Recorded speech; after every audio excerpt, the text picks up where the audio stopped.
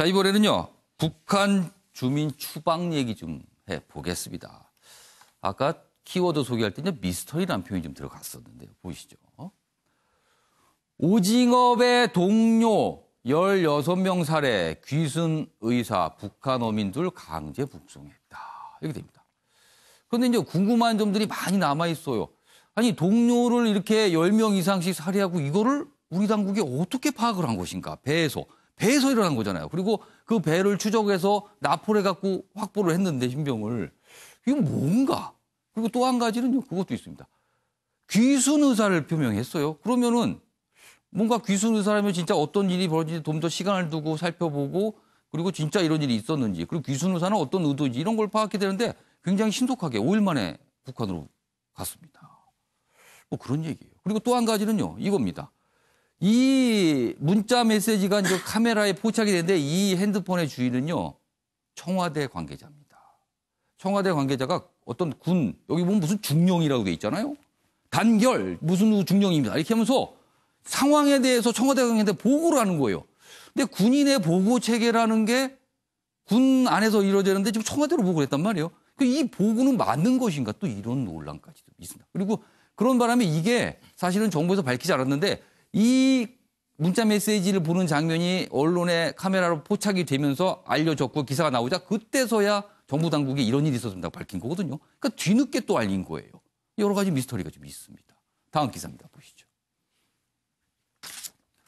여기 보면 이제 그 내용을 좀 정면으로 거론하고 있습니다. 통일부 보고 문자 공개되자 브리핑 계획을 알렸다. 당초 송환호 발표 계획이었다. 이렇게 얘기를 합니다. 아무튼 뒤늦게 알린 건 뭐 사실이고요. 현역 중령이 청와대 안보실 직보 논란이다. 정경두 국방장관은 보도를 보고한 듯하다. 이거 어떻게 되는 겁니까? 이 보고 체계가. 여기 있습니다. 국회 국방위원회에서 현역 중령이 국방부를 건너뛰고 청와대 안보실 관계자에게 직보한 것을 두고 부적절하다는 비판이 나왔다. 뭐 이렇게 얘기입니다. 야당이 또 질타를 합니다. 이런 거. 이거 어떻게 된 거냐고. 자, 그럼 여기서요. 관련 영상 확인해 보겠습니다. 송환할 건지 말 건지를 관계기관인 관계부서인 국정원과 통일부 간의 의견이 정리가 안 됐다는 겁니다.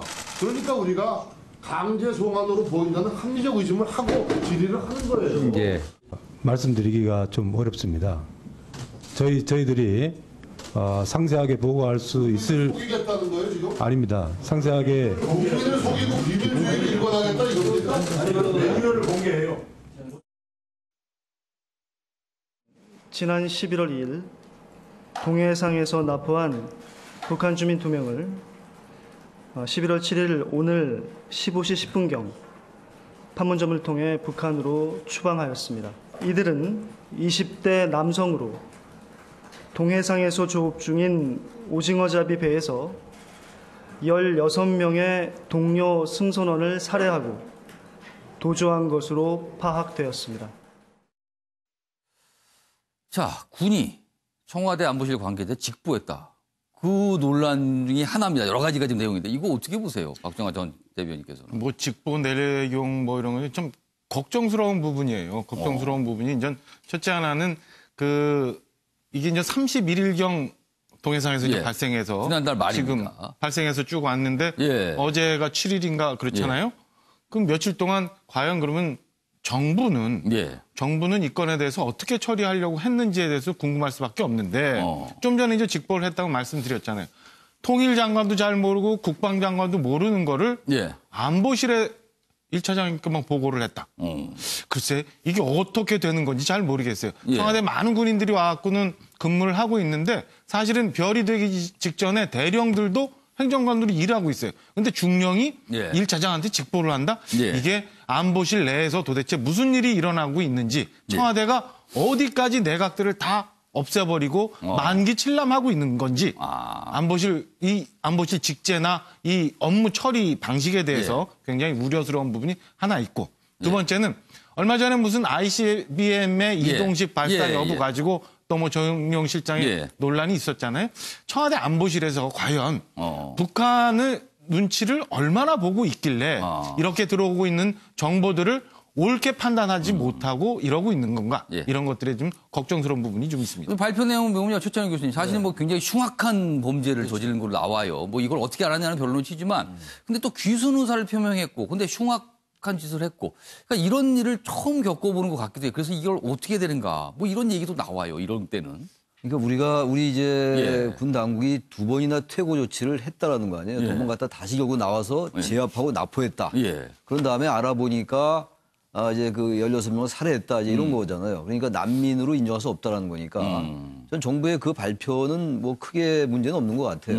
단지 이제 그 과정에서 고사에 어떻게 그걸 알아냈는지가 잘 확인이 안 되는 것 같아요. 예. 그러니까 정부가 발표할 때 예. 어떠한 경로를 통해서 이것을 알게 됐다라고 얘기해 줘야 되는데 그게 별로 없는 것 같아요. 그러다 보니까 자꾸 이런 얘기가 나온 게 아닌가 생각이 됩니다. 그래서 어제 이제 국회에서 좀 논란이 됐던 내용입니다. 뒤늦게 또 알려지기도 했고요. 마지막 기사가 될 것 같은데요. 이건 무슨 성에 관한, 어떤 사람들의 성에 관한 문제입니다. 다음 기사입니다. 당신도 수원 백씨였어? 아들뻘이네. 이렇게 얘기가 나옵니다. 어떤 두 사람이 다툼이 있었는데 그러자 쌍방폭행으로 2달간 다투다 그 자리에서 수원 백씨임을 서로 확인해놓곤 화해를 했다는 겁니다. 오. 아직까지 우리나라 이런 부분 좀 중요하게 여기는 분들 많이 계시죠. 반일 집회에서 말다툼 벌이다 충돌했는데 검찰 형사조사위에서 격렬하게 싸웠다고 합니다. 합의 실패로 정리하려는 순간 동성동본이네 확인해 보니까 이러면서 아들뻘이네 잘 지내야지 우리가 싸우면 안 돼 그러면서 이렇게 훈훈하게 나도 백씨 거기도 백씨 이렇게 화해했다는 내용입니다. 굉장히 좀 눈길 좀 가고 여러 가지 또 생각도 하게 합니다만 이런 일이 있었다고 합니다. 마지막 기사로 소개해드렸습니다.